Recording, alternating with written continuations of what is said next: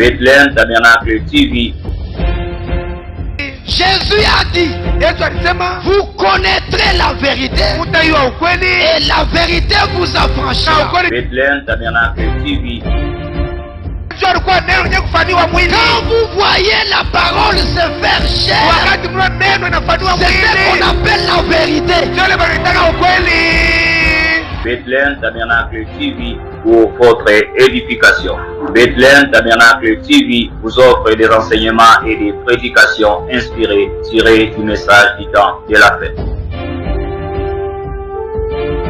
Suivez régulièrement Bethlehem Tabernacle TV et votre âme sera bénie.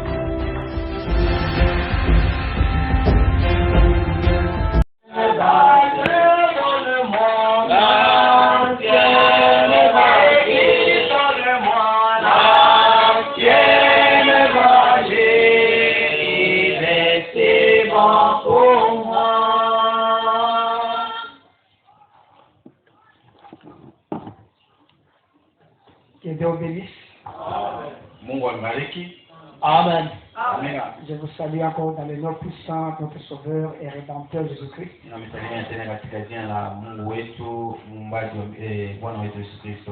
Nous sommes encore très heureux ce soir de nous retrouver dans sa maison pour l'adorer encore une fois. Amen. Nous pouvons tenir debout pour la lecture de la parole.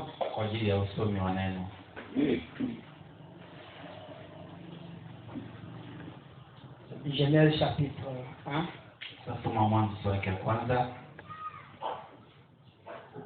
Notre écriture de chaque jour pendant cet enseignement. Verset 26.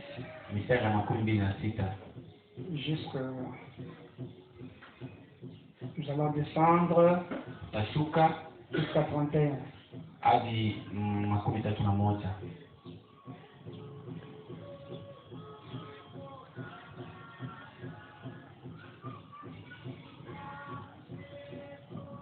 La Bible dit,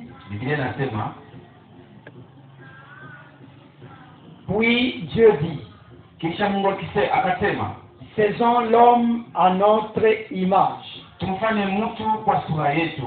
selon notre ressemblance, et qu'il domine sur les poissons de la mer, sur les oiseaux du ciel, sur le bétail, sur toute la terre, et sur tous les reptiles qui rampent sur la terre. Dieu créa l'homme à son image. Il le créa à l'image de Dieu. Il créa l'homme et la femme.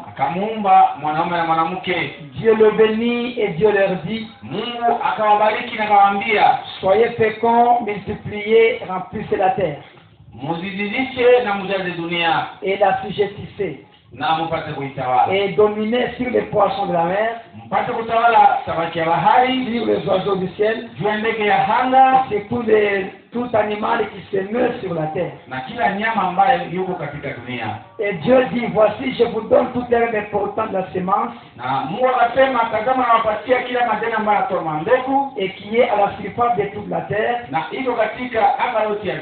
et tout arbre ayant en lui du fruit d'arbre, et portant de la semence, ce sera votre nourriture.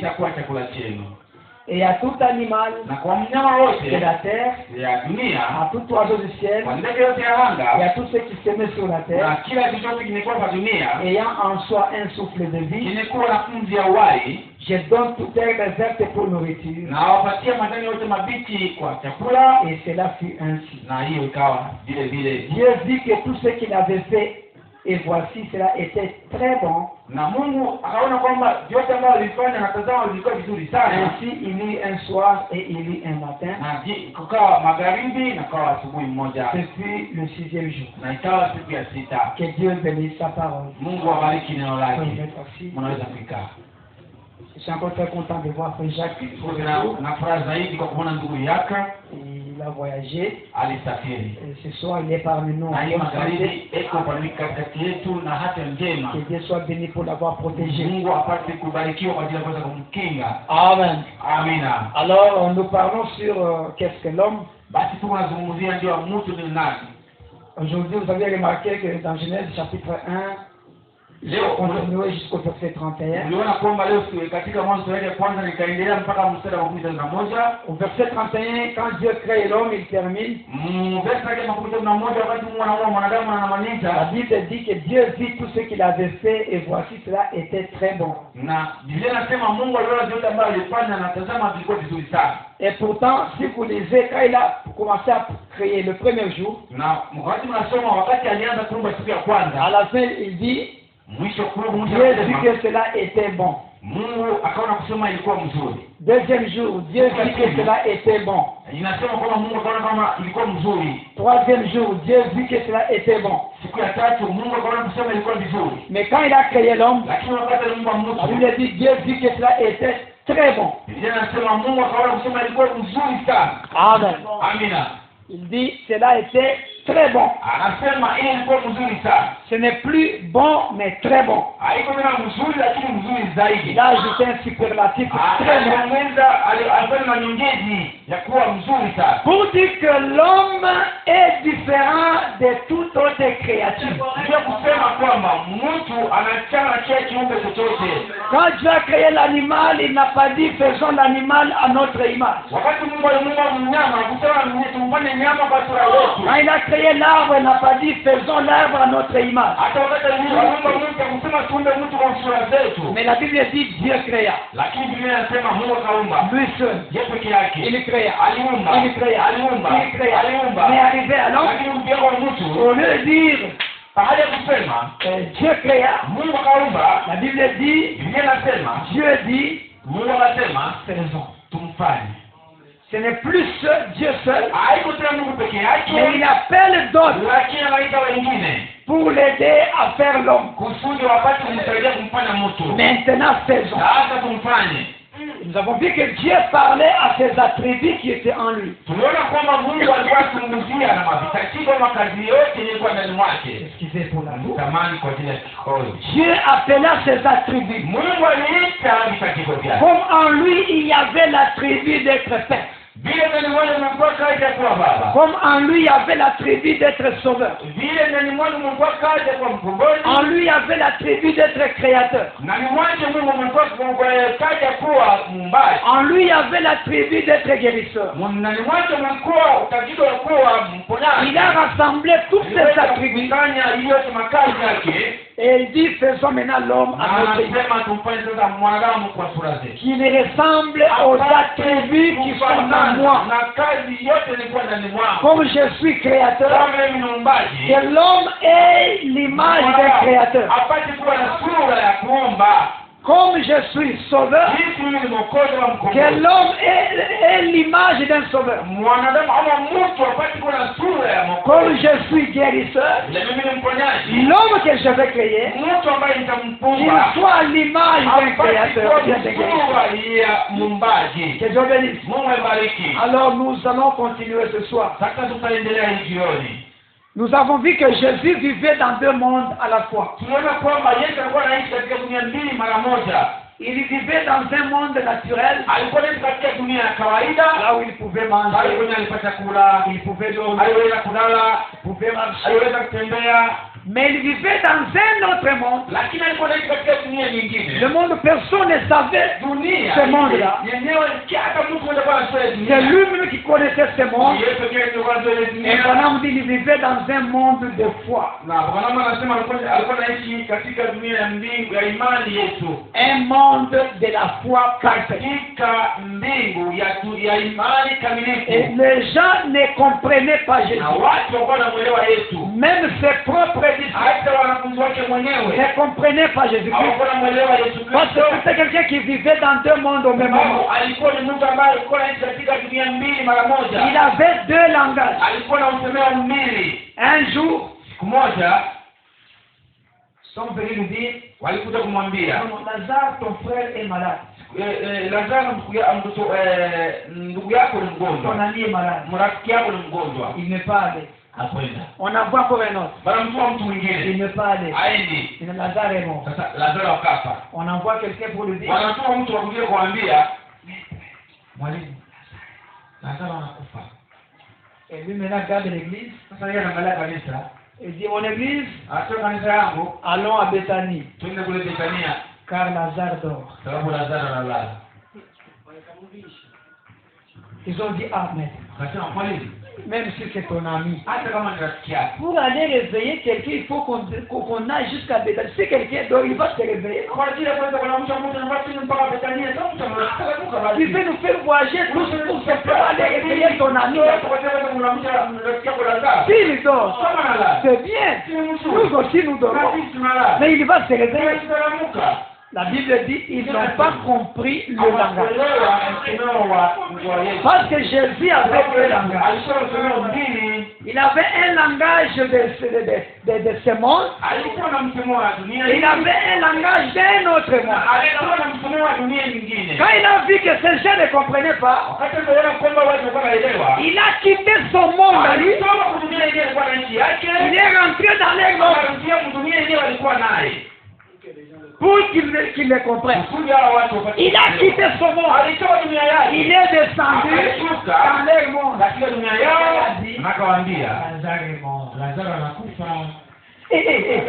C'est vrai. Donc quand tu as dit qu'il on n'a pas compris. C'était un langage de quelqu'un qui vivait dans un autre monde. William Branham dit, quelqu'un qui vit dans ce monde-là, on ne peut pas le comprendre.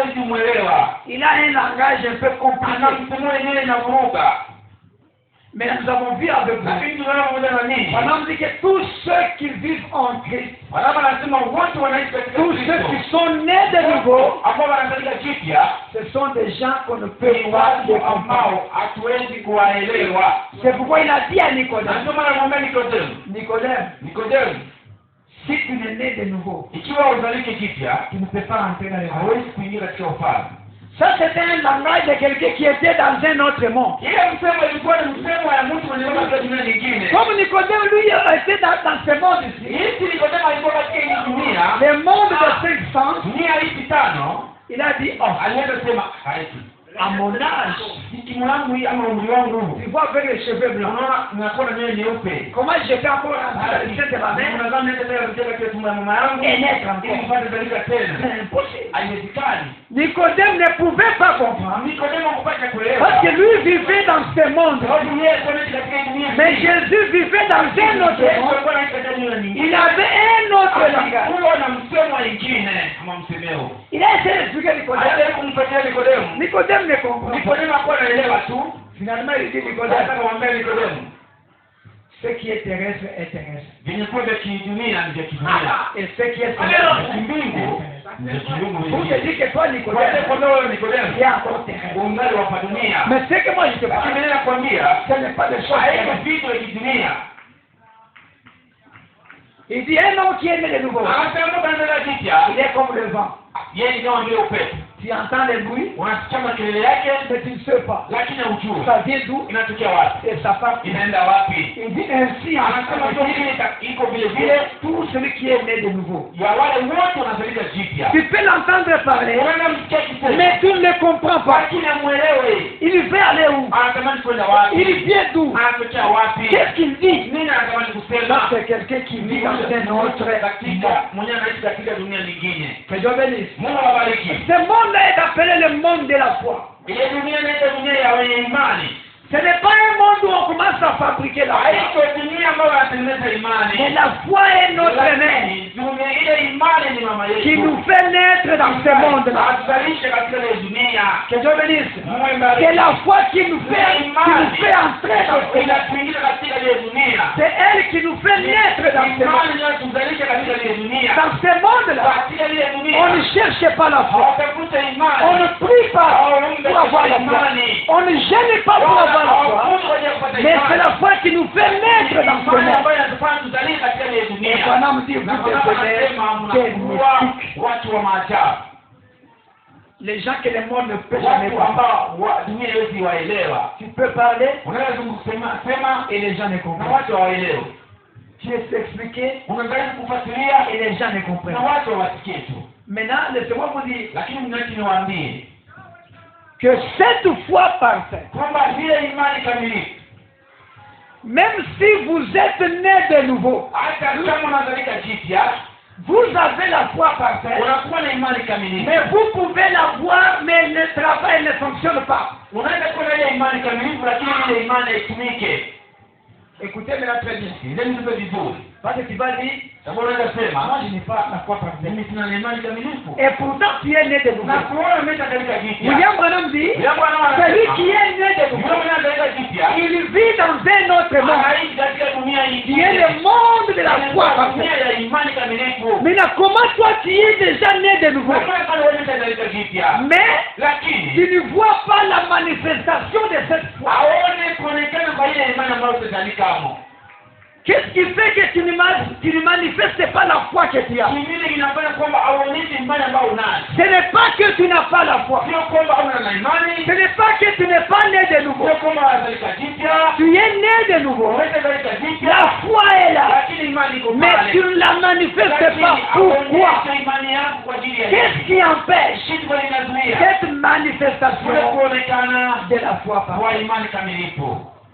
Maintenant, écoutons, frère. Je vais prendre la foi parfaite. Paragraphe 76 à 77. Vous êtes avec moi? 76 à 77, la foi parfaite. Frère dit, remarquez ce qu'il nous a dit. Si vous demeurez en moi et que ma parole demeure en vous. Jean 15. Si vous demeurez en moi, si vous avez foi en lui, si vous demeurez en moi et que ma parole demeure en vous, alors vous demandez ce que vous voulez. Maintenant écoutez, vous voyez, il savait qui il était. Jésus savait qui il était. Suivez très bien. Il connaissait sa position. Il dit, il savait qui il était. C'est pourquoi il avait la foi. Il savait qui il était. C'est pourquoi il avait la foi. La foi puis produit lorsqu'il sut ce qu'il était.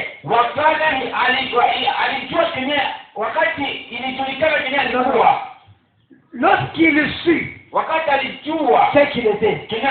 Il dit la foi puis produit lorsque Jésus sut ce qu'il était. Qu'est-ce que je veux dire? Pour que la foi se manifeste, tu dois d'abord savoir ce que tu es. La clé de la manifestation de la foi, c'est reconnaître votre position. Lorsque vous connaissez qui vous êtes, c'est alors que la foi va se manifester. Ce n'est pas que tu n'as pas la foi, mais tu ne sais pas qui tu es. Quelqu'un a compris jusque-là? La foi est là. Mais c'est à toi de te connaître. Qui suis-je? Je suis la théophanie. Je suis un petit nuage blanc. Mimi ni wingu mmoja nyeupe. Je suis un halo de lumière. Mimi ni halo ya Mungu. Je suis illimité. Mpaka. Je suis Zoé. Mimi ni Zoe. Je suis la vie de Dieu.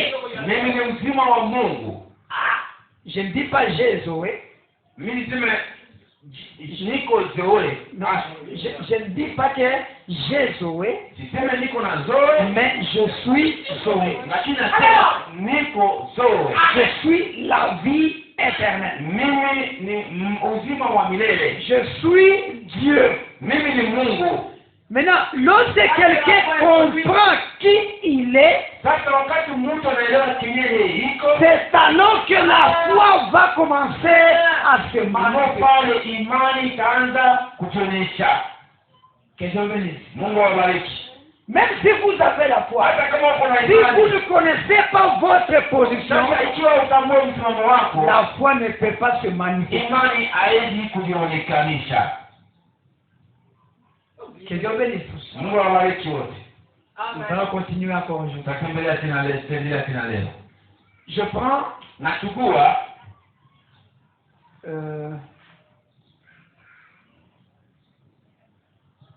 question réponse sur les Hébreux. swali la majibu juu ya Ibrania.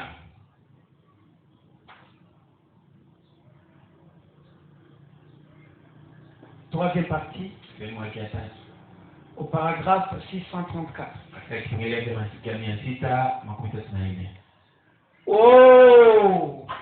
Oh. Si la grande et sainte Église Kama kanisa kubwa na takatifu ya pouvait seulement se rendre compte ingepata tu kujitambua ama kujijua, de la puissance qu'elle a iliweza kujikuta na imani na uwezo ambao wanayo pour faire ces choses. kwa ajili ya kufanya vitu. Écoutez, si la grande Kama kanisa kubwa et sainte Église na takatifu pouvait seulement se rendre compte, ilipata tu kujikuta, kujitambua, kujijua.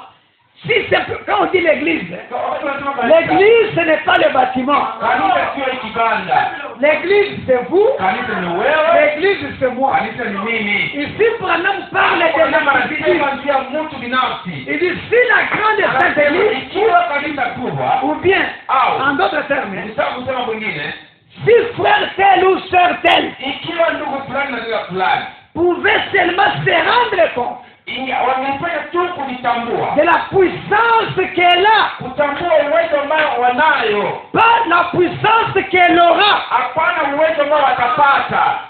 Que Dieu bénisse. Il ne dit pas d'une puissance qui va venir.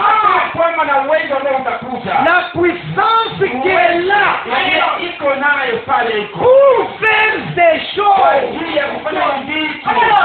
L'église, la grande église, Kanisa ama kanisa kubwa a la puissance de faire ces choses. ana uwezo wa kufanya vitu, Mais l'église ne se rend pas compte. lakini kanisa litambue. C'est pourquoi la foi ne se manifeste Na pas. ndio maana imani haionekani. Donc l'église ne se rend pas compte de la puissance qu'elle a Maanake kanisa itambue uwezo ambao anayo de faire ces ya choses. kufanya vitu, Mais il y a tant de doutes, lakini mashaka ndio mingi de peurs, ama na uoga mwingi, de tremblements, kutetemeka, des questions maswali kichwani pour savoir si ça va se faire. kwa ajili ya kutambua kama kitu ambacho anatamani kuomba, kujiuliza kama kitu ambacho anatamani kuomba kitaonekana. Et c'est ce que je veux dire ici. Kitu kile anatamani kusema Ça hapa va se manifester? kweli kitaonekana. Est-ce que vraiment je suis Dieu? Eti kweli wewe ni Mungu? Dieu Kweli Mungu qui n'a pas de limite. mwenye ana mpaka. Ah non, non, non, non. Est-ce que si je prononce, Kile kama mnataka réellement ça va se faire? kweli kuna kutumika Si je prie pour ce malade-là, kama naombea mgonjwa est-ce qu'il sera guéri? kweli kuna tapona Est-ce que moi aussi, na mimi vile je peux avoir naweza kuwa na une grande maison? na nyumba kubwa. Est-ce que moi aussi, Eti na mimi je peux avoir ça? naweza kuwa na kitu fulani. Il dit c'est à cause de ces questions-là. Anasema ni kwa ajili ya hili maswali C'est pourquoi la foi ne se produit na pas. ndio maana imani ilikuwa ndani mwako haionekani. Il dit des doutes. Anasema mashaka. Est-ce que cela pourra avoir lieu? Hii inaweza kuonekana Tant que cela existe, kila wakati wote mashaka iko pale, l'église ne pourra jamais se tenir debout. kanisa haiwezi kama kusimama wima. Hein, mon frère?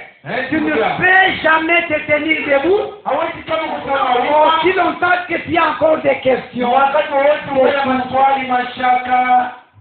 Mais, Lakini dès que tout propos de père aura disparu wakati woga wote utaweza kupotea et que le Saint-Esprit aura complètement pris l'église sous son contrôle, Roho Mtakatifu atachukua kanisa katika mikono yake, alors toutes les pères disparaîtront. sasa woga wote watapotea. Cette église Hii kanisa aura la puissance. itakuwa na uwezo.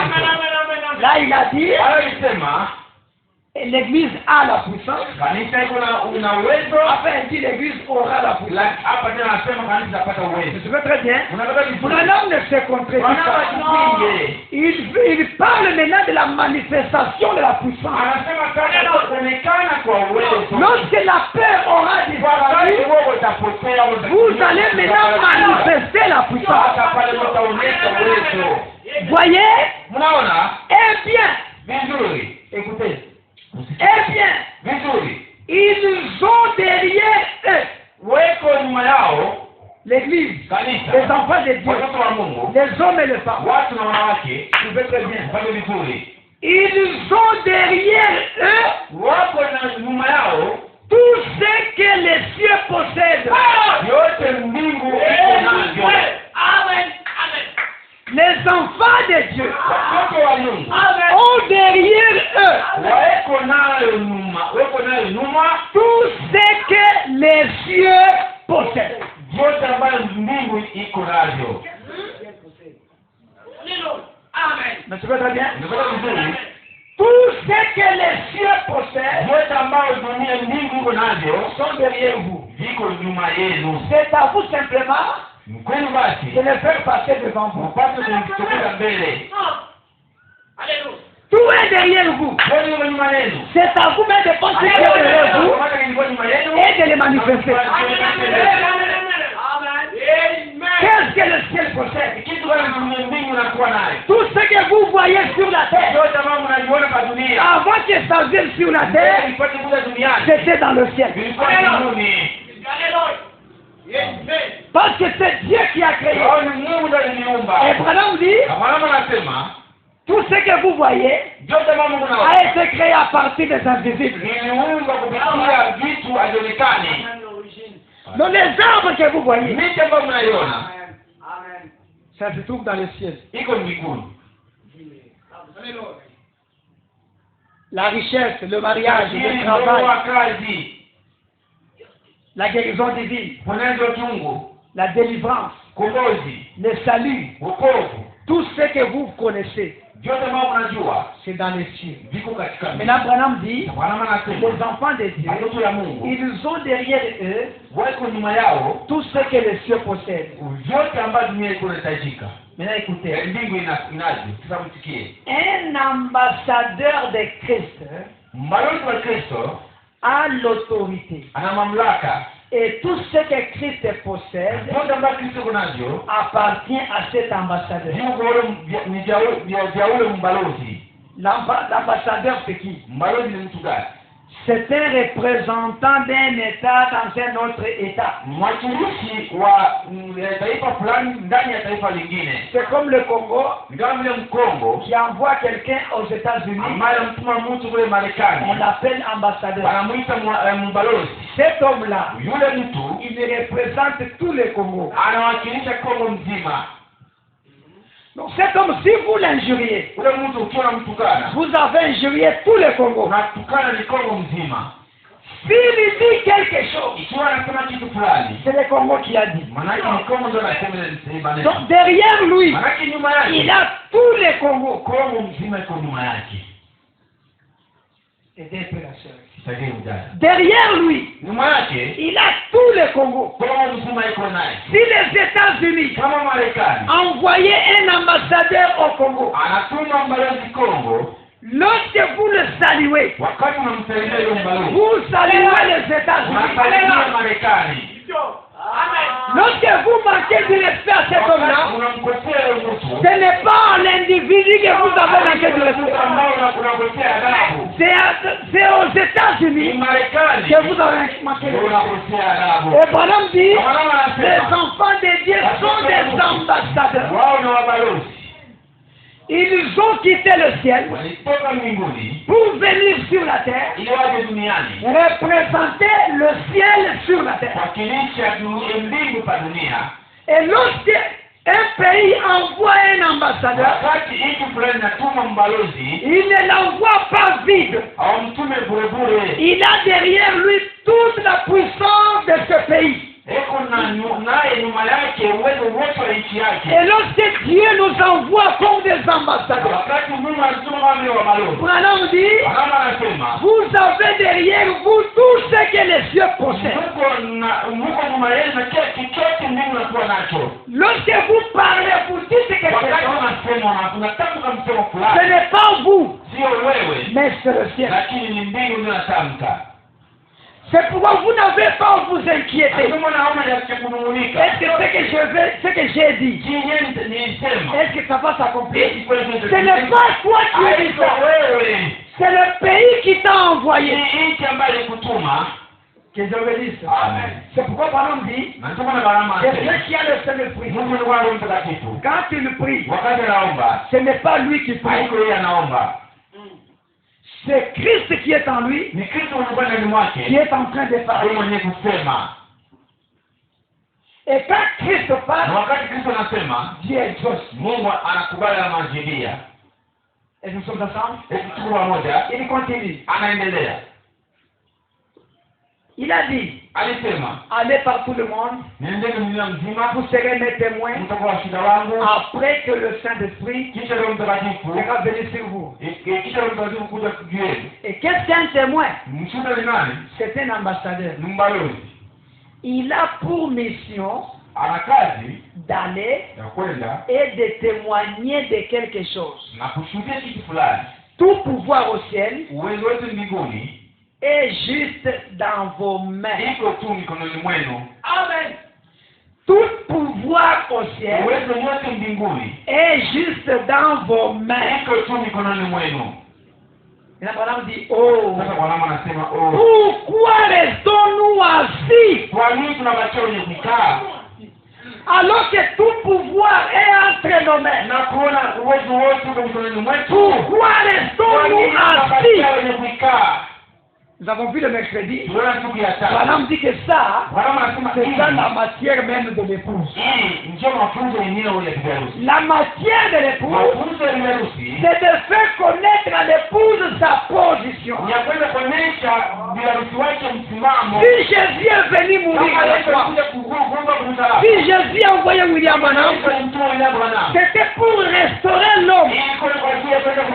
Que l'homme puisse retrouver sa position qu'il avait perdue. Amen, amen. Que l'homme puisse savoir qu'il est un ambassadeur. Oh, pourquoi restons-nous assis?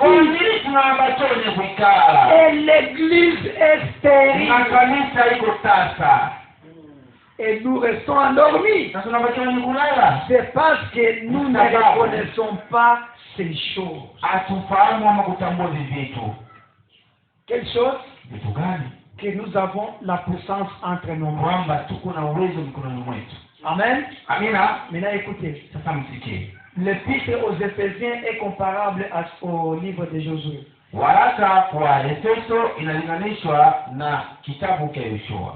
Paragraphe 8. De même, si Dieu nous a envoyés pour être ses ambassadeurs, tous les pouvoirs qu'il y a dans le ciel, tout ce que Dieu est, je vais répondre. De même, si Dieu nous a envoyés pour être ses ambassadeurs, tous les pouvoirs qu'il y a dans le ciel, wengi wote ni kwa mbinguni. Tout ce que Dieu est, Chochote Mungu iko, tous ses anges wamalaika wake wote et toute sa puissance na uwezo wake wote sont là pour appuyer nos paroles. iko pale kwa ajili Alléluia. kusaidia masemi yetu, Appuyer. kusaidia kumpa kushikilia. Il dit, Anasema si réellement Dieu les envoie comme un ambassadeur, ikiwa Mungu alituma wabalozi wake, tous les pouvoirs qu'il a le ciel, uwezo wote ni kwa mbinguni, tout ce que Dieu yote est, ambaye Mungu tous ses anges mamalaika wake et toute sa na puissance uwezo wake wote sont là iko pale pour appuyer nos paroles. kushikilia misemo yetu. Donc quand tu parles, Maana wakati unasema, Branham dit, Bwana anasema Dieu, Mungu, les anges, wamalaika, la puissance de Dieu uwezo wa Mungu sont là iko pale pour appuyer kwa tes ajili ya paroles. kushikilia misemo yetu. Que Dieu bénisse. Mungu abariki. Lorsque vous dites quelque chose, Wakati unasema kitu fulani, soyez sûr que Dieu est là. uwe na uhakika kwamba Mungu Les yuko pale, anges sont là wamalaika wako pale pour appuyer kwa les ajili paroles ya kuweza kushikilia que tu as dit. mambo ambayo uliyosema. C'est pourquoi Ndio maana soyez toujours positif. muwe kila wakati mlikuwa sawa. Si vous dites, Sio unasema je suis pauvre, mimi ni maskini, sachez que le ciel, jua kwamba mbingu, les anges, wamalaika, la puissance de Dieu uwezo wa Mungu sont là pour appuyer tes paroles. wako pale kwa ajili ya kushikilia masomo yako ya kuwa umaskini.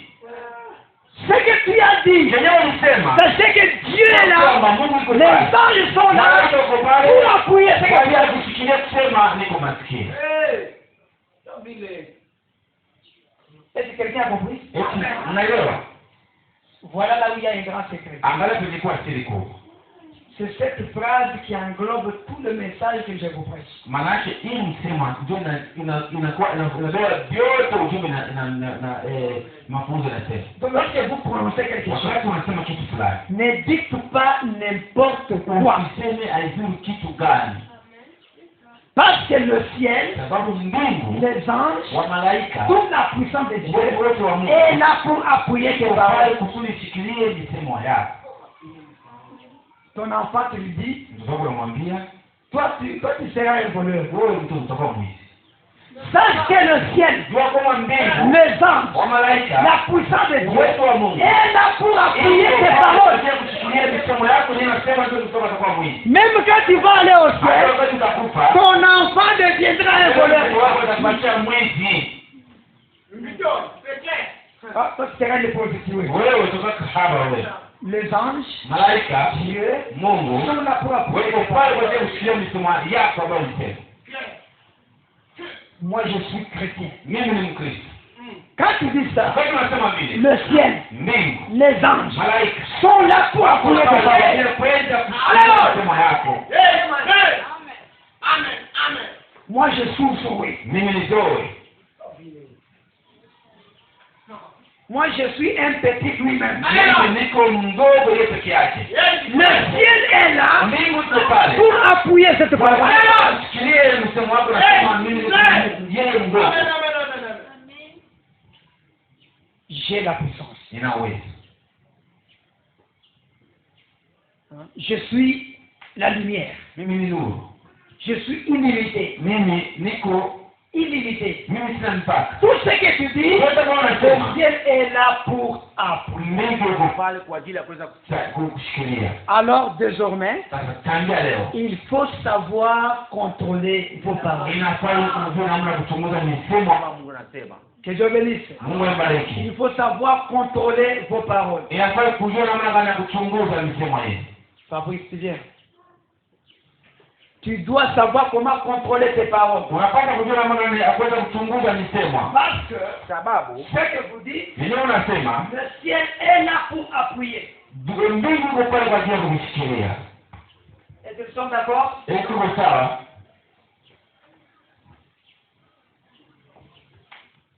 Il continue. Anaendelea.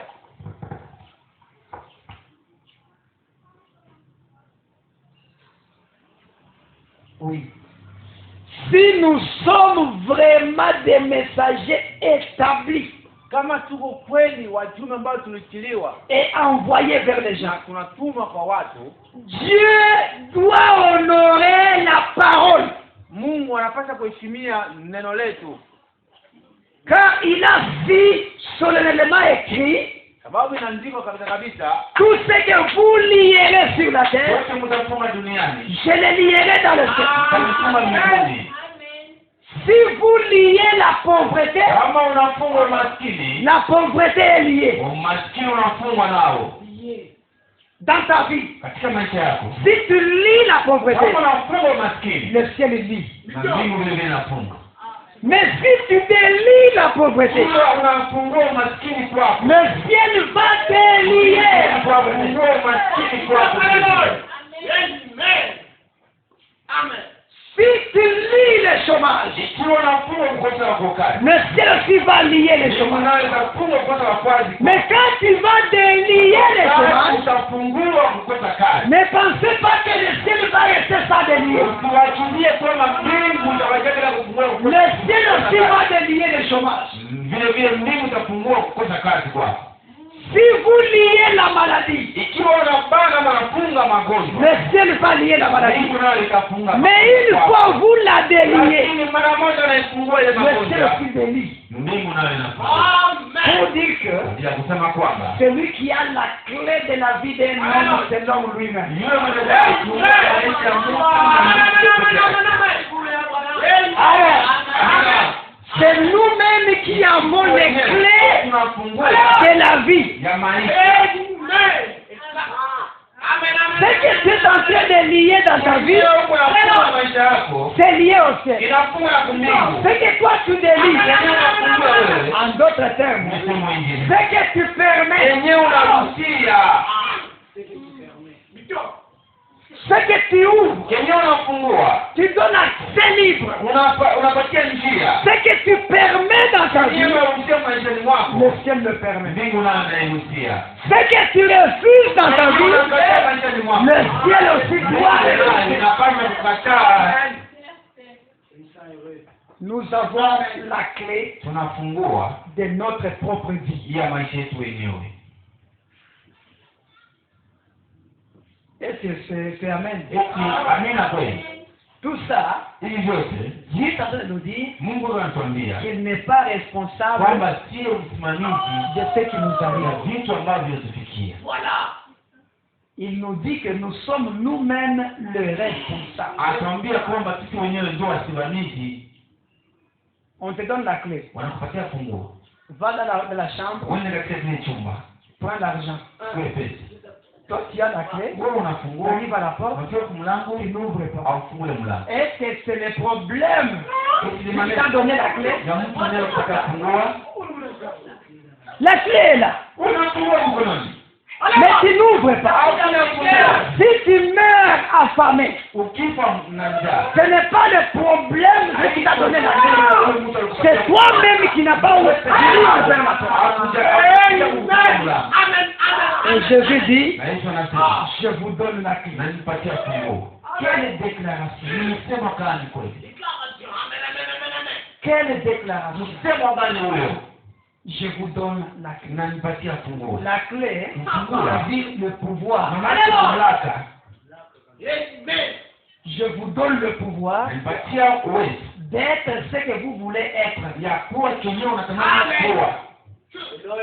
Ce pouvoir est en vous Ile uwezo iko ndani mwenu d'être ce que vous voulez être. ya kuwa kitu chochote ambacho unatamani kuwa. Si tu veux être un ivrogne, Ikiwa unatamani kuwa mlevi, vous avez le pouvoir una uwezo d'être un ivrogne. ya kuwa mlevi.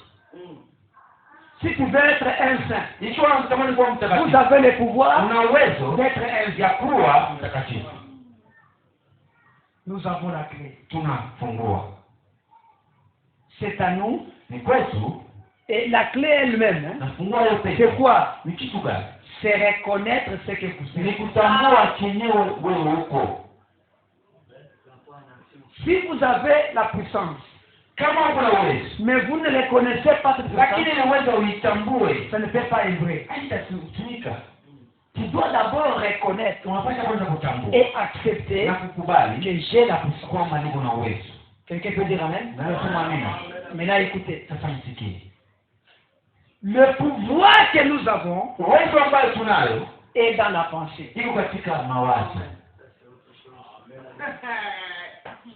Le pouvoir que nous avons Uwezo ambao tunayo est dans la pensée. iko katika mafikara. Je ne dis pas dans les raisonnements. Siseme katika mawazo, Je dis la pensée. lakini mafikara. Non. La pensée du mawazo. Raisonnement, mafikara. Je ne dis pas raisonnement. Siseme mafikara, Je dis la pensée. lakini nasema ndani ya mawazo. Les raisonnements, c'est dans la tête. Mafikara hayo katika kichwa, Mais la pensée, c'est dans lakini le cœur. mawazo ni katika moyo. La Bible dit, Biblia inasema l'homme est tel qu'il pense dans son cœur. manake mtu eko sawa sana jinsi anafikiria katika moyo wake, anawaza katika moyo wake. Donc l'homme pense à partir de son cœur. Manake mtu anawaza kupitia moyo wake, Et pourtant dans les cœurs, na kwa ndani ya moyo, ce qui est dans les cœurs, kwa ndani ya moyo c'est l'âme. ni nafsi. Tu veux très bien. Mpate vizuri, L'homme pense à partir de son cœur. mtu anawaza kupitia moyo wake, Et pourtant dans les cœurs de na l'homme, kuna ndani ya moyo wa mtu, ce qui est à l'intérieur, kwa ndani ya c'est moyo l'âme de l'homme. ni nafsi ya mtu. Maintenant, tu es ce que tu penses dans ton cœur. Uko jinsi unawaza ndani ya moyo wako, Tu n'es pas différent de ce que tu penses. hawachani na kinyo unawaza, Parce que Dieu, sababu Mungu tu suivais maintenant très bien. akamfuate vizuri sana, Tu suivais maintenant très bien. akamfuate kabisa. Très important. Ni ya muhimu sana sana. Dieu, Mungu avant de créer, wewe kumba il pensait. alikuwa anawaza, Amen. Amen. Il a pensé être ce qu'il est aujourd'hui. aliwaza kenyewe iko leo, Avant d'être ce qu'il est aujourd'hui, mbele ya kuwa kenye iko leo, il pensait être ce qu'il est. alikuwa anawaza kenyewe iko, Il y avait une puissance dans sa pensée. alikuwa na uwezo ndani ya mawazo yake, Il a concentré sa pensée. aliweza bana, Il a mis ses pensées ensemble. aliweza kuweka mawazo yake pamoja, Et c'est ce qu'il est aujourd'hui. iko leo, Et il a créé l'homme à son image. na aliweza mtu kwa mfano wake. Pour vous dire que l'homme aussi, Kuambia kwamba mtu na il yeye est comme Dieu. eko sawasawa na Mungu, C'est un créateur. ni muumbaji. Mais comment créer? La création commence dans la pensée. Katika mawazo, C'est dans les cœurs que la création commence. kama moyo ndo mawazo inaanzia hapo muumbaji. Écoutez maintenant, frère. Msikie sasa ndugu bwana, La parole fait chair. katika mahubiri nasema neno nalofanywa mwili. Avant ça, j'aimerais dire quoi Ile aliyo kusema hiyo, Crois-tu cela? natamani kusoma katika mahubiri nasema unaamini hii, Crois-tu cela? unaamini hii. Paragraphe 28. Kipengele kama 28. Il y a 300 ans, Kunakuwa miaka 300, un savant français mtaalamu wa Kifaransa a démontré que aliweza kuonyesha kwamba si vous roulez à la terrifiante vitesse de 56,3 km, kama unatembea katika mwendo wa safari ya 50 mkato ya kilomita par heure, kwa saa moja, la pesanteur vous projettera hors de la terre. maana yake ule uwezo wa udongo utakusukuma nje ya dunia. C'est un savant qui avait dit. Yule mtaalamu Si vous roulez dans la voiture, kwamba ukatembea kwa mbio sana 56 km par heure, 56 ya la puissance d'attraction kwa saa, ile uwezo ya va te projeter hors de la terre. itakutosha uende nje ya udongo. Pensez-vous que la science pourrait s'y référer encore aujourd'hui? Eti kweli sianza naweza kukumbuka mimi mwenyewe mtaalamu aliweza sema La science d'aujourd'hui, est-ce qu'elle peut accepter inaweza kukubali les idées de cet homme-là? ile mawazo ya mtu, Parce qu'aujourd'hui, sababu leo on roule à combien de kilomètres par heure? wanakimbia 100 km par heure, kilomita 100 kwa saa, et les gens ne sont pas projetés na wao hors. hawatupwe nje ya dunia. Mais lui avait dit Lakini yeye alisema 56 km par heure. Vous serez projeté hors de la terre. Tuko nje ya dunia. Mais Branham dit, Lakini Bwana anasema aujourd'hui ça commence leo hii à haiwezekani. parce que les gens roulent à 100 km par heure et ils ne sont pas projetés. Na watupwe. La science Siasa. ne peut pas retourner à ce savant-là. Haiwezi kurudia yule mtaalamu wa siasa. C'était une réalité à son temps. Kweli kwa wakati wake. Quand il disait ça, c'était une réalité. Alikuwa ni ufunuo. Et les gens se sont réjouis. Watu wali Se sont réjouis. wakafurahi. Mais aujourd'hui, Lakini leo ça ne marche pas. haendeki.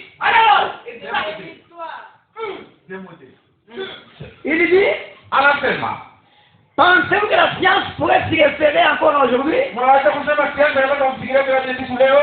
Il se déplace Beko naendelea à 3057 km par heure. kwa 1357 kwa saa moja Avec l'avion. na ndege. Et il continue toujours. Na wanaendelea tena. Il continue à aller de Na l'avant. wanaendelea na kusonga mbele. Il regarde en avant. Wanaangalia tu mbele. Mais nous, Lakini sisi nous cherchons à regarder derrière kuangalia nyuma. pour voir ce que Dieu a dit. Kenye Mungu alisema. Ce que Frenki a dit. Kimetenki aliyosema. Ce que Faini a dit. Kenye Bwana alisema. Ce que Knox a dit. Kenye Knox alisema. Calvin. Calvin. Certains d'entre eux. Wale wamoja katikati yao. Ce qu'ils ont dit Ingawa alisema était bien. ilikuwa vizuri. Oh frère, Luther avait dit. Luther alisema. Oh frère, Colomba avait dit. Colomba alisema. Oh Wesley avait dit. Même Paul nous avait dit. C'était bien. Ilikuwa vizuri. C'était pour leur âge. Lakini ilikuwa kwa ajili ya kizazi chao. Mais nous continuons. Sisi tunaendelea. Fuate vizuri. Oh, Paul a dit. Paul alisema. Oh, Irénée a dit. Irénée alisema. Nous ne mourrons pas tous. Hatutakuwa wote. Tous nous serons changés. Sote tutabadilika. Sachez que nous continuons. Tuweni kwamba sisi tunaendelea. La façon dont ces gens-là comprenaient cette écriture est différente. La façon dont Branham l'a compris. Vous ne restez pas en sécurité. Branham continue. Mon grand-père a conduit un char à bœuf. Hein? Le char qui était conduit par des bœufs. J'ai conduit une Ford V8. Oh, en ce temps-là, c'était des chevaux. Mais pendant dit, mais moi, j'ai conduit une Ford V8. Mon fils voyagera en avion à réaction. C'est que nous avançons. C'est ce que la religion devrait faire.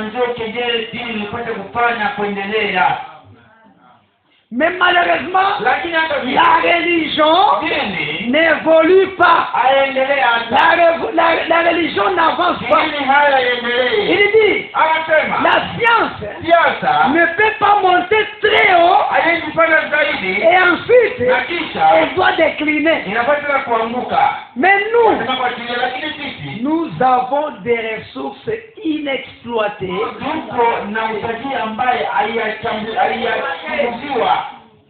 qui n'ont jamais été touchées. Nous avons des ressources inexploitées.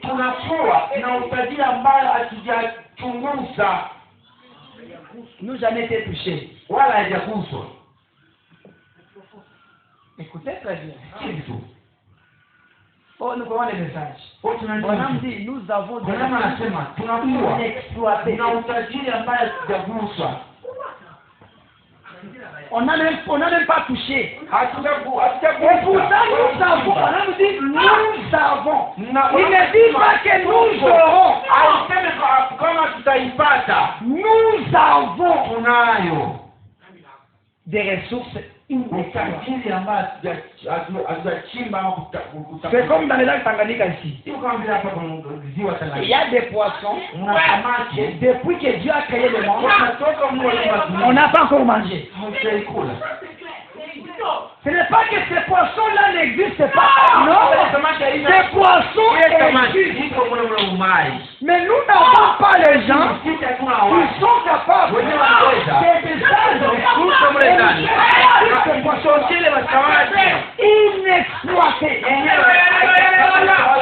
Et dans le spirituel, c'est la même chose. Nous avons des puissances inexploitées. Vous avez ça en vous. Vous n'avez jamais touché. Nous touchons simplement parler en langue, prophétie, prêcher, les songes. Mais voilà, il y a des ressources inexploitées. Lakini mama anasema kuko utajiri ambao hujachimbwa. Alors nous voulons exploiter ces ressources.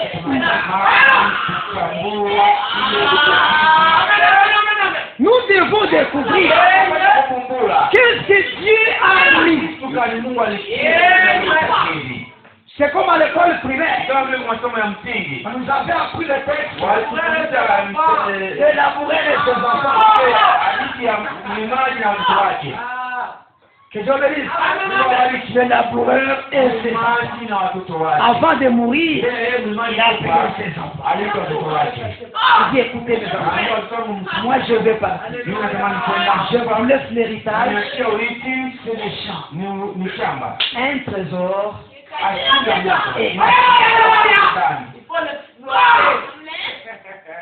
Prenez la route, pêchez, labourez, ne laissez une place où la main n'est pas serrée. Parce qu'il y a des ressources inexploitées. Un trésor est caché dedans. C'est à vous maintenant de pêcher, jusqu'à ce que vous découvrir le trésor. Et Dieu est notre Père. Le grand laboureur. Il nous a laissé le champ. Il est le message du c'est un champ. Un grand champ. Nous n'avons pas à planter notre travail, c'est de labourer des crêpes. Prier.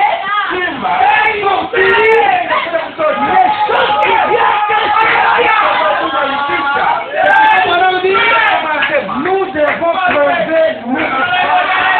creuser le message.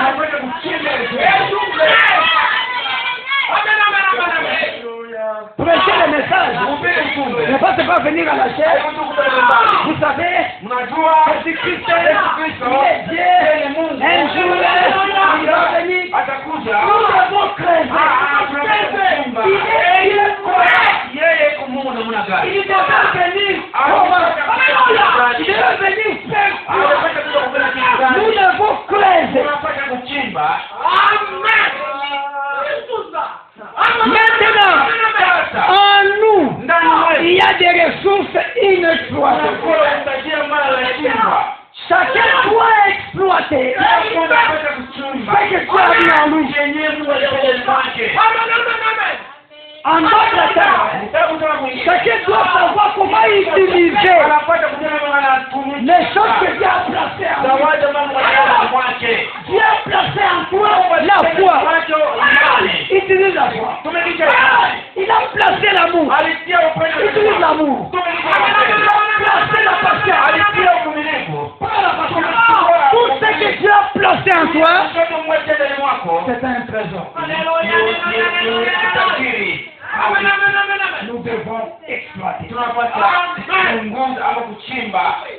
Nous sommes devenus des chrétiens faibles. Tunakuwa Wakristo wenye Comme wadhaifu. les poules dans la poulailler. Kama vile makuku Les katika pondeuses. vile vikuku vya kizungu. Faut qu'on en dise, les pondeuses là Ndio maana anasema wale wakubwa wa kizungu ne se débrouillent pas, hawajui namna kutafuta ne chakula. crèvent pas, Wala washinde ne grattent pas. hawachague. Et prennent simplement ce que vous jetez par terre. Wanachukua eneo la cheba Et se limitent là. na ndio wanasemea pale. Mais la poule de la campagne, Lakini mkuku wa shamba même si la chose est sous terre, hata kile kitu chini ya elle doit gratter apate kuchagua pour chercher kutafuta qu'est-ce que la terre cache. kupita. Mais nous avons des chrétiens, Lakini tunakuwa na Wakristo des pondeuses. Wakristo wakubwa wa kizungu Il faut tout leur donner. inabidi kuwapatia vyote. Vous mettez sur la main Wamtia et je kumkono commence à manger sur la main. anakuwa sana kule kumkono. Au lieu qu'ils se débrouillent, Baada ya kwenda kutafuta, les Chinois disent, Wachina wanasema si tu me donnes un poisson, kwa kupata maji je vais manger nitakula et demain, na kesho je vais te demander. patende nikuombe samaki. Mais si tu m'as Lakini ukinifunza kuloa je me reviendrai tout de kila suite. kuloa tutakuomba tena samaki. En d'autres termes, Ndio kusema kwingine, pasteur, mchungaji, apprends-nous utufunze à exploiter kuweza kuchimba ce qui est en nous, mwetu, que nous puissions exploiter nous-mêmes, sisi wenyewe que nous puissions travailler nous-mêmes. sisi wenyewe Nous devons faire travailler l'homme intérieur. tunapata kutumikisha mtu wa ndani, On a beaucoup fait travailler l'homme extérieur. kutumikisha sana mtu wa nje. Les 5 sens de l'esprit, Haishi tano les ya 5 roho, sens du corps. hizi tano ya mwili vile vile. Nous devons le mettre en Unapaswa place. kuitia sasa pembeni. Les 10 sens, Hizi 10 mais tout ça à côté. tuitie pembeni. Prenons un autre sens. Chukua na hizi nyingine. Il y a aussi dit. Ilikuwa hizi. Et il dit, Na anasema c'est que Manake. mon grand-père babu yangu a conduit un char à bœuf. alitembeza gari ya ng'ombe. J'ai conduit une Ford V8. Gari ya Ford V8. Mon fils Mtoto wangu voyagera en avion réacteur. atasafiri katika ndege ya mbio sana. C'est que nous avançons. Maanake tunaendelea. C'est ce que la religion devrait faire. Ndio kenye dini ilipaswa kufanya. La venue du Seigneur est proche. Kuja kwa Bwana ni karibu. L'Église Kanisa devrait avancer en puissance. ilipaswa kutembea masoma katika uwezo. La science Siasa ne peut que monter très haut inaweza tu kupanda tu et sana ensuite na badala elle doit décliner. inaweza na kuanguka, Mais nous avons des ressources sisi tuna hazina inexploitées yenyewe hayachimbiwa qui n'ont jamais été touchées. wala kuguswa, Celle de la puissance illimitée de Dieu. ile ya uwezo wenyewe hauyakuwa na mipaka wa Mungu, Où nous devrions être en train d'évoluer. pale kwenye tulipata tunaendelea tu. Pardon? En train d'évoluer. Mkuendelea. Est-ce que c'est ça que Dieu m'assiste? Ok. Sawa. En train d'évoluer. Mkuendelea. Nous vivons ce soir Tuko tunaishi magharibi à 1 million de kilomètres katika milioni ya kilomita en dessous de notre privilège. ya bahati yetu. Nous avons notre privilège que Dieu nous a donné. Kuna bahati ambayo Mungu alitupatia. Mais nous vivons Lakini sisi tunaishi en dessous chini de ce privilège ya à bahati 1 million de kilomètres. katika milioni moja. C'est-à-dire que nous vivons loin de ce que Dieu a voulu que nous puissions être. Tunaishi mbali sana vile Mungu alitaka kwamba tuishi kama tuwe.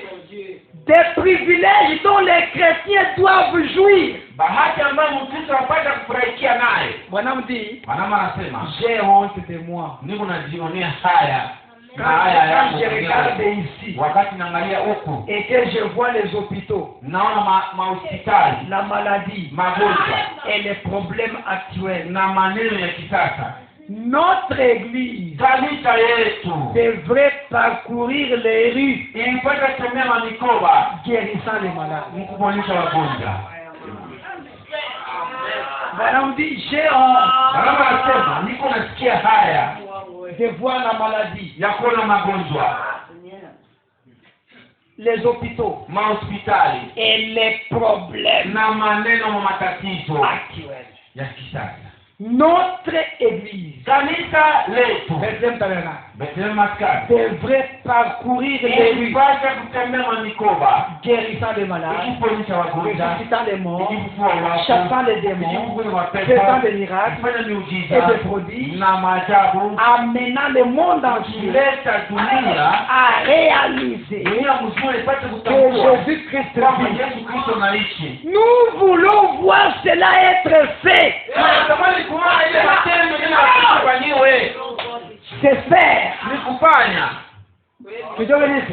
Il dit nous voulons voir ça. Anasema tunapenda kuona hii Ce n'est pas matendo. seulement les prédicateurs. Haiko tu wahubiri basi. Nous, il dit l'église. Anasema kanisa. Des puissances inexploitées. Uwezo ambayo hayachambuliwa ama kuchunguza ama kuchimbiwa. On n'a jamais touché. Hajagusa ile uwezo. Mais nous vivons loin de cela. Lakini tunaishi mbali na ile uwezo. Pourquoi? Kwa nini? Nous nourrissons beaucoup le chien noir. Tunalisha zaidi ule unga mweusi. Que Dieu bénisse. Mungu awabariki. Si vous le nourrissez beaucoup, Ikiwa unalisha ile unga mweusi il zaidi, va grossir ule mbwa atanenepa et il va dominer na atatawala le chien blanc. ule mbwa wa mweupe. Et pourtant le chien blanc, Na kule mbwa mweupe c'est vous-même. ndio wewe peke yako. Votre âme Nafsi yako ile qui est née de nouveau, ambayo izalika jipya c'est un chien blanc. ndio mbwa Le mweupe. chien noir, Ule mbwa mweusi c'est les 10 sens. ni hizi 10, 5 sens du corps, hizi tano ya 5 sens de mwili na l'esprit. hizi tano ya roho. Donc la chair, Manake les mwili, choses du monde. vitu vya dunia. Alors parce que nous travaillons beaucoup pour le Sababu charnel, tunashika zaidi kwa ajili ya vitu vya mwili. c'est pourquoi le côté Kwa spirituel maana ngambo ya kiroho a maigri. inagonda. Est-ce que me suivez très bien ici? Tunaendelea vizuri kanisa. Et maintenant, Sasa j'aimerais prendre natamani kuchukua ce que je voulais dire, kitu ambacho nilikuwa c'était natamani la parole parlée, ilikuwa na neno non, hili, la parole faite chair. neno inayofanywa mwili. 172 Branham dit, 172 ndugu wangu anasema qu'est-ce qu'une parole? kitu ni neno. Une parole, Neno c'est la manifestation d'une pensée. ni kuonekana kwa mawazo, C'est l'expression d'une pensée. ni kuonyesha mawazo. Est-ce vrai? Eti kweli? L'Assemblée dit Amen. Sasa nasema nina Avant de dire quoi que ce soit, ngoja kusema hizo kitu gani? vous l'avez pensé de façon subconsciente. Ile mawazo uliwaza bila dhamiri. Avant de dire quoi que ce soit, Bila kusema hizo kitu gani? vous avez pensé Uliwaza. d'une façon subconsciente. Munamuna yenyewe haukuwa na dhamiri. Tu ne savais même pas que tu pensais, Haukuwa na wazo kusema kama ulikuwa na wazo, mais tu as pensé. lakini uliwaza. Oh, frère, vraiment, je ne pensais même pas à ça. Non, Non, non. hapana. Avant de prononcer, Kusema tu vile. avais pensé, Uliwaza. mais d'une façon Lakini subconsciente. mnamuna mmoja yenyewe hakujitambua. C'est vraiment long, mais Kumrefu sana lakini je vais sauter parce que je vais terminer dans quelques minutes. nitaruka sababu natamani kumaliza dakika fulani. C'est depuis 172, 187. Kuanzia 172 hadi 187. Maintenant, je prends Sana chukua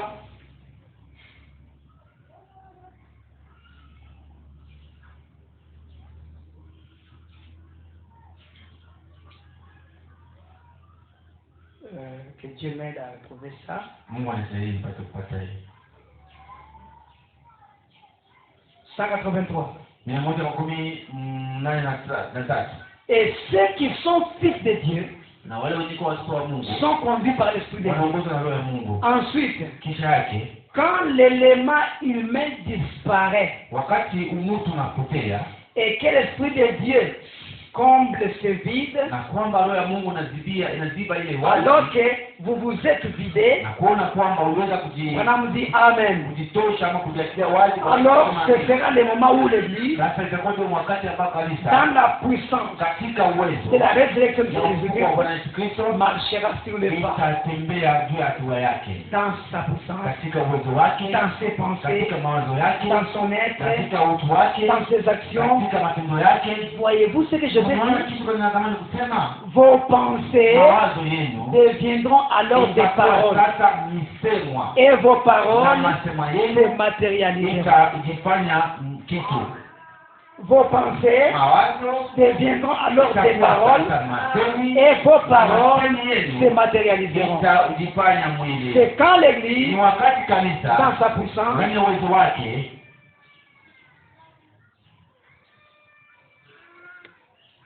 il continue, anaendelea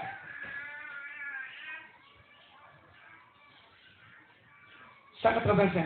185. Nos pensées s'expriment différemment. Mawazo yetu inaonyesha namna mbalimbali. Souvent nous allons au devant d'un frère et nous disons, Tunaenda mbele ya ndugu fulani na tunamwambia, comment va-t-il frère? uko namna gani ndugu? Mais cela ne vient vraiment de votre cœur. Na ile ndio namwambia ndugu yako haitoki ndani ya moyo wako. Souvenez-vous. Mkumbuke. Souvent nous disons, Mara tunakuwa je tunasema suis ceci ou cela, kitu fulani ama je kile, ferai cela, utafanya kile na kile, cela ne vient pas de votre cœur. lakini ile tu Vous voyez, mwako. ça ne vient vraiment pas de votre Haitoki cœur. katika moyo wako. Il dit, Na anasema, mais lakini quand on peut être si mort aux choses du monde, wakati unaweza kuwa mwenye kufa katika vitu vya dunia, que Christ passe en premier, na kwamba Kristo anapita nafasi ya kwanza, que Christ est tout, na kwamba Kristo anakuwa vyote, alors votre entière constitution mtu wako wote est de l'esprit du Seigneur Jésus-Christ. inakuwa kiroho ya Bwana Yesu Kristo. Il a le plein contrôle. Anakuwa na mchunguzi wa kila kitu. C'est quand vos pensées Wakati mawazo yako seront propres. itakuwa safi, C'est quand vos pensées wakati mawazo yako seront pures. itakuwa takatifu. Beaucoup disent, Watu wanasema eh bien, vizuri, la religion vient du cœur. dini inatoka moyoni. Il n'y a pas de faculté mentale dans cette petite chose appelée cœur. Hakuna mawazo fulani fulani niko ndani ya moyo. Vous ne pouvez pas penser avec votre cœur. Hawezi kuwaza na moyo wako. C'est ce que les gens disent. Ndio watu wanasema. La Bible dit, Yeye anasema comme un homme pense dans son cœur, tel il est. vile mtu eko na wazo moyo wake ndio vile iko. Vous ne pouvez pas penser à votre cœur. Hawezi kuwaza na moyo wako. Vous ne pouvez pas parce qu'il n'y a rien de mental dans votre avec quoi penser. Sababu ndani ya moyo hamna. C'est que les gens disent, les gens disent, vous ne pouvez pas penser avec votre cœur. Hawezi kuwaza na moyo wako. Vous ne pouvez pas Hawezi. parce qu'il n'y a rien de mental Sababu hakuna kitu cha mafikara. avec quoi penser. Yenyewe utafikiria. Jésus ne parlait pas de l'être physique, Yesu kwa anasemea ndio mtu. il parlait de l'être surnaturel. Alikuwa anasemea ndio mtu kwa kiroho. Quand il dit que l'homme est tel qu'il pense dans son cœur, Wakati anasema mtu kwa vile anawaza ile moyo wake. il ne parlait pas de ce cœur-là, il parlait de l'homme surnaturel. Mtu wa kiroho. L'homme, Lakini mtu c'est son âme, ni nafsi yake. qui n'est pas différent de ton âme. Hawachani na nafsi yako. Maintenant, pour terminer aujourd'hui, Kwa kumaliza leo, Jéhovah des miracles, Yehova wa miujiza. 21 à 24. Makumi mbili na moja. Ça, c'est tellement profond. Hii andiko ni ya upana. Je ne sais pas si vous allez dire Amen à ça. Sijui kama mtasema amina kwa hii andiko. Il dit ceci. Anasema hivi. C'était peut-être la chose sur laquelle elle méditait. Donc Marie, la maman de Jésus. Maria mama wa Yesu alikuwa anawaza alikuwa anafikiri tafakari Quand elle allait puiser de l'eau ce jour-là, wakati alikuwa anaenda kuchota maji elle méditait. alikuwa anatafakari. Ce matin, Ile asubuhi où nous la voyons se rendre au puits, kwenye tunamwona anaenda kujisima pour puiser de l'eau. kwa ajili ya kwenda kuchota maji. Je dirais que c'était probablement un lundi. Ningelisema kwamba ilikuwa kwa siku moja ya kwanza. Je venais. C'était un lundi. Tena ilikuwa siku moja ya kwanza. Attention avec lundi. Angalia sana siku ya Il y a kwanza. les démons de lundi, Tunakuwa mapepo ya siku ya kwanza. la mauvaise humeur. Maana kuwa na hali mbaya. Bonhomme dit, Mama anasema c'était probablement un lundi. ilikuwa kwa kuabudia siku ya kwanza. C'était le jour de la lessive. Ilikuwa ni siku ya kuosha. Et elle devait aller tôt alipata kwenda puiser l'eau pour la lessive. maji kwa ajili ya kufua nguo. Sa mère était vieille. Mama yake alikuwa ameshakuwa mzee. Et tandis qu'elle pensait à cette écriture, Wakati alikuwa anafikiria ile andiko, un enfant nous est né. mtoto mmoja ametuzaliwa. Amen. Analala rivière. Mkwenda wawili kwa hapa kisima. Elle pensait Alikuwa anafikiria magari kwa andiko moja. un enfant nous est né. Mtoto mmoja anatuzaliwa. C'était la pensée. Ilikuwa ni mawazo. Un enfant nous est né. Mtoto mmoja anatuzaliwa. Un fils nous est donné. Mtoto mmoja anatupewa. Et on l'appellera conseiller, Na watamuita mshauri. prince de paix, Mtoto wa ufalme wa amani. Dieu puissant, Mungu wa uwezo. Père éternel. Baba wa milele. Elle pensait. Alikuwa na waza. Elle était tellement intéressée Alikuwa sana husika. par ce qu'elle disait, ou plutôt ce qu'elle pensait, Mwanake mwingine ndiye alikuwa na waza. qu'elle oublia pratiquement de prendre le tournant. Hata aliweza kusahau kuzunguka. Wakati kwenda alikia yenyewe alifanya pitia kwa sababu ya mawazo na akaendelea kusafari hii. Elle pensait Alikuwa anafikiria sana à l'écriture. kile andiko. Elle pensait à Alifikiria la naissance du Messie. kuzalika kwa Masia. Elle a oublié même le chemin. Alisahau ile njia ya kupitia. Et comme elle relevait la tête, Na wakati alikuwa anainua kichwa chake. voilà qu'il était en face de quelque chose d'étrange. Angalia alikuwa mbele ya kitu fulani. C'était comme une lumière qui clignotait. Ilikuwa kama vile nuru ambayo ilikuwa na mwanga. Elle s'est tournée vers la grande place Aligeukia kwa ile basi kubwa. où se trouve encore aujourd'hui le puits de la Vierge. Tungali tena leo ile kisima ya Bikira. Et il doit s'être dit, Aliweza kusema, oh, c'était le soleil qui s'empilait sur les rochers, ilikuwa ni jua hili ilikuwa inataka juu ya ile umande. qui était sur le flanc de la colline, ou bien elle a peut-être frappé un morceau de métal, un métal poli, ya chuma quelque part, nafasi fulani où l'armure d'un soldat romain. Le soleil a frappé l'armure d'un soldat, alors maintenant cela s'est reflété. ilipiga silaha ya askari mmoja ndio inazamia huku. C'est peut-être ce que j'ai vu sentir devant moi. Hao ndio niliona inangaa mbele yangu. Elle a continué sa réveillée. Aliendelea Kushanga. na kushangaa. Et c'est bien dommage Na ni ajabu qu'aujourd'hui, kwamba leo l'église kanisa ne marche plus dans l'esprit comme cela. haitembee mwelekeo kama vile Maria alikuwa anafikiria. Plus que Sababu ce que nous faisons.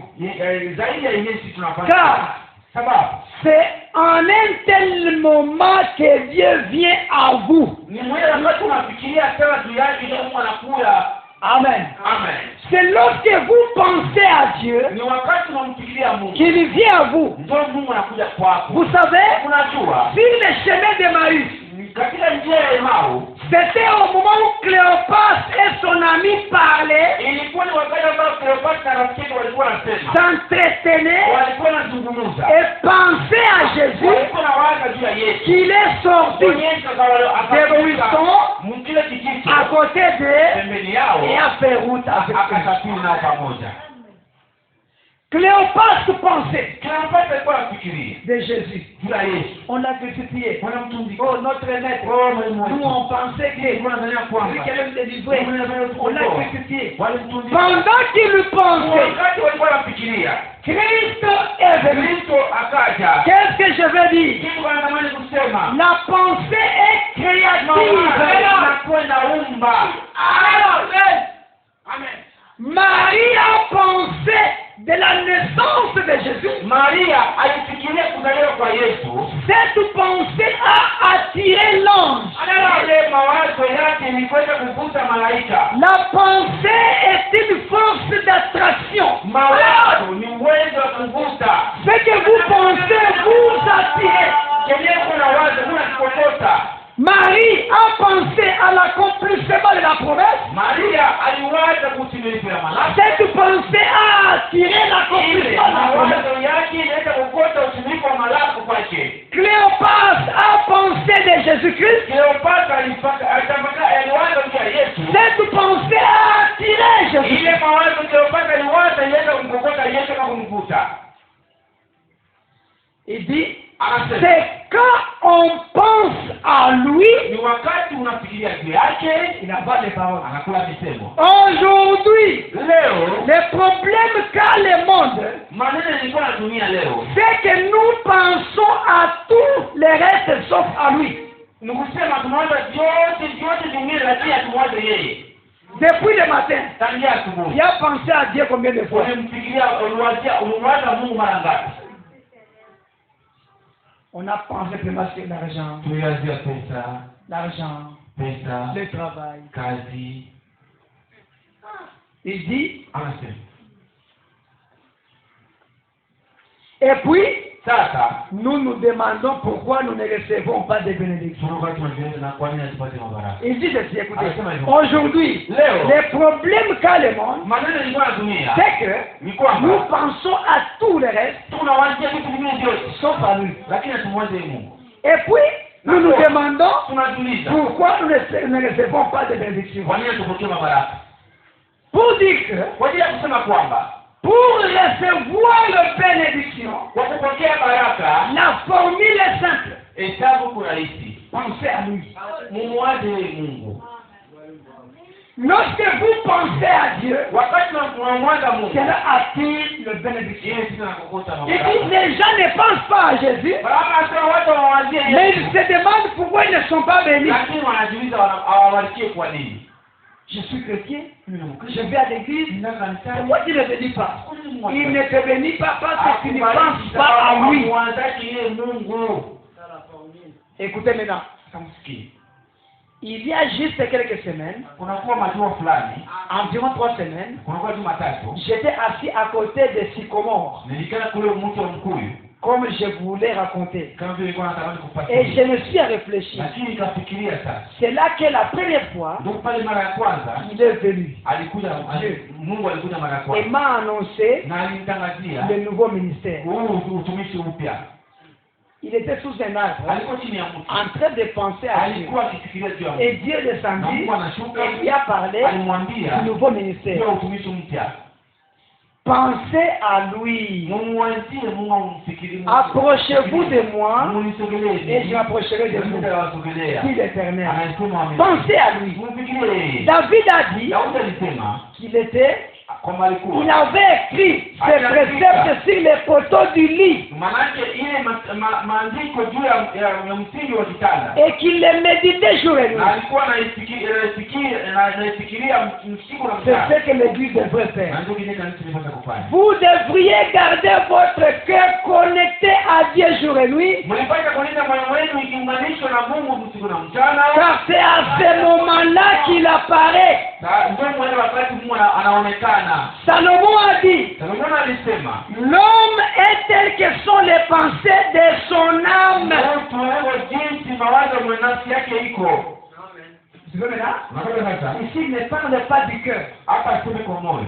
L'homme est tel que sont les pensées de son âme. Mtu wewe jinsi mawazo ya nafsi yake iko. Écoutez, Msikie. mettez-vous à penser que vous êtes l'un de ses enfants. Wewe waanze kufikiria kusema hapo mmoja wa watoto wake. Ah, mettez-vous à penser Wewe waanze kuwaza que vous êtes l'un de ses enfants hapo mmoja wa watoto wa Mungu.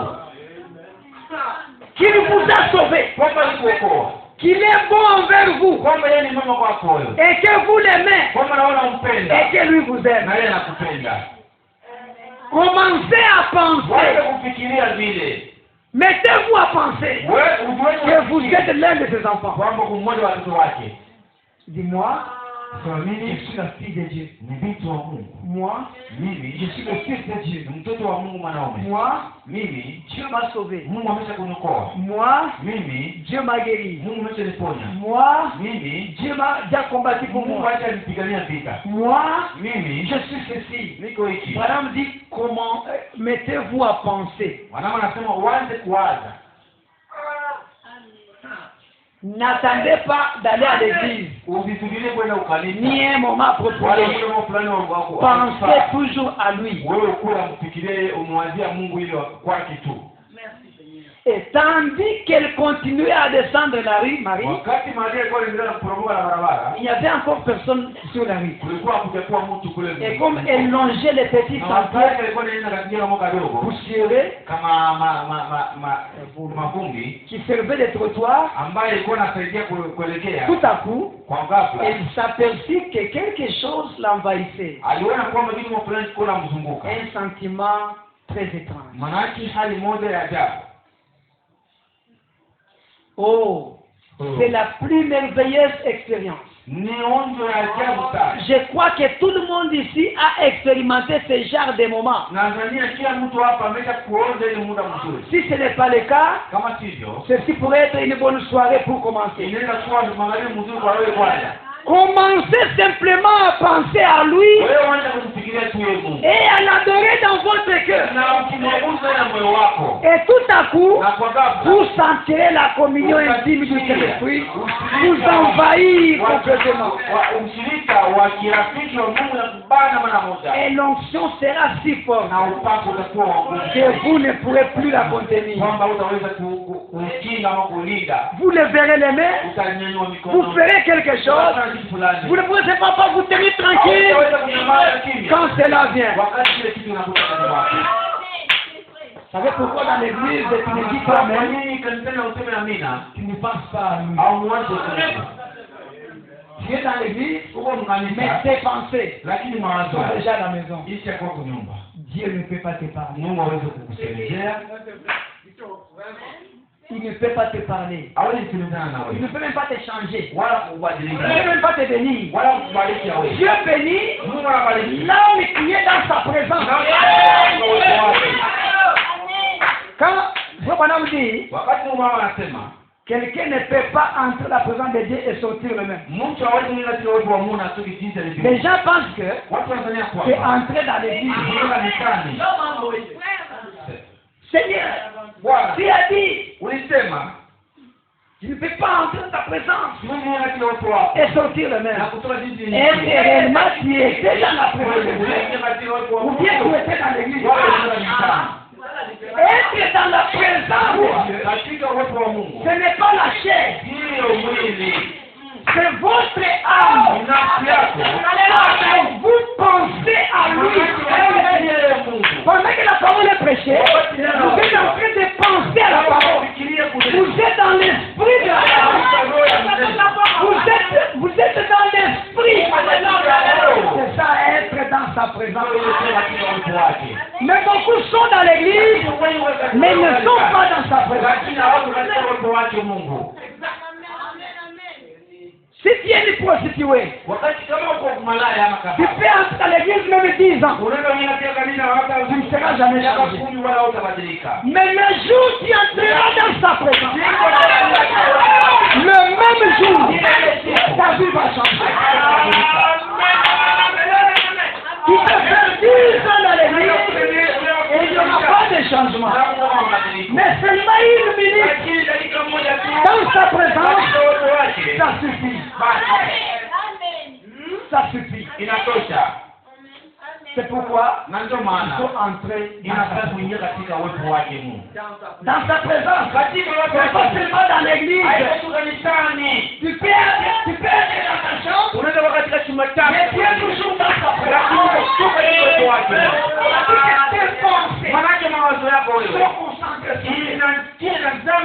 Vous pensez à Kristo. Vous méditez sur Kristo. Quelqu'un peut dire amen. Maria pensait. Alikuwa na wapi? Pensée. Aliwazi. Pensée. Anakawazi. Pensée. Anawazi. Pensée. Anawazi. Et là même, l'ange est venu. Et Branham dit,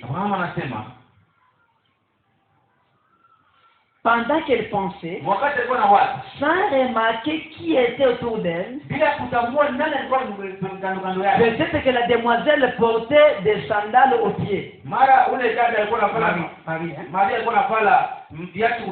En longeant ce petit sentier poussiéreux, mais elle pensait au Seigneur et à ses promesses en rapport kulingana avec les choses à venir. na vitu ambavyo vitakayokuja. Et tandis qu'elle méditait, Wakati ambao alikuwa anafikiria, tout à coup, kwa ghafla ce sentiment devint si grand ile nini inakuwa ya en elle ndani mwake qu'elle leva la tête. na kainua kichwa. Et alors, devant elle, Mbele yake se tenait une lumière. kulikuwa na simama nuru. Et à côté de cette lumière, Ngambo ya ile nuru se tenait Gabriel, kulikuwa Gabriel anasimama. l'archange de Dieu. Malaika mkaribu wa Mungu.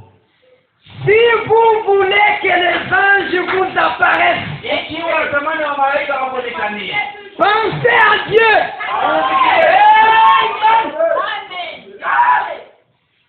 Si vous voulez que les anges vous apparaissent, ikiwa unatamani kwa malaika wakuonekanie, pensez à Dieu fikiria Mungu. et restez loin des choses du monde. Ubaki mbali na vitu vya dunia. Vaquez à vos occupations. Nenda ukatembee mwanakazi yako. Allez à votre église. Nenda kanisani kwako. Allez faire la vaisselle. Nenda ukaoshe ukafue Où que vous soyez, wala watu kwenye gardez vos pensées Linda mawazo yako sur lui juu yake Mungu pendant toute la journée ya mchana et wote toute la nuit. na usiku vile. Alors, Sasa Dieu fera Mungu quelque atafanya chose. kitu fulani juu yako. Que je le dise. Mungu awabariki. Vous voulez que Dieu fasse quelque chose? Unatamani Mungu akutendee kitu fulani. Pensez à Dieu. Waanze kumwazia Mungu. Concentrez vos pensées. Tia mawazo yako pasi moja. La pensée Mawazo est une force qui ni attire. uwezo ni kukokota mambo. Marie a pensé Maria que alifikiria la promesse la est na venue. malako ilikuja kwa Cléopas a pensé Cleopas Jésus. aliwaza Jésus est venu. Yesu alikuja William Branham, William sous Branham le sycomore, kule chini ya mti il a mkubwa pensé de l'ange. aliwaza ndio malaika L'ange est venu. pale pale malaika Il lui a ikaonekana donné na de kampatia nouveaux ministères. ile utumishi mpya. Que Dieu vous bénisse. Mungu awabariki. L'homme Mtu est tel qu'il pense eko dans son jinsi cœur. anawaza na moyo Ce wake. que vous pensez, Nini unawaza? c'est ce que vous attirez. Unakuwa Ce que vous pensez, Nini unawaza? c'est ce que vous attirez. Nini unakukosa? Amen. Amen. Merci, que Dieu vous bénisse. Asante Mungu.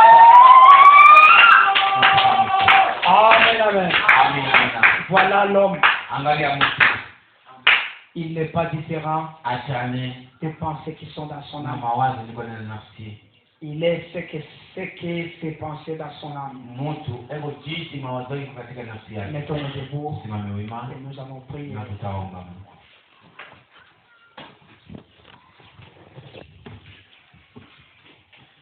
Siri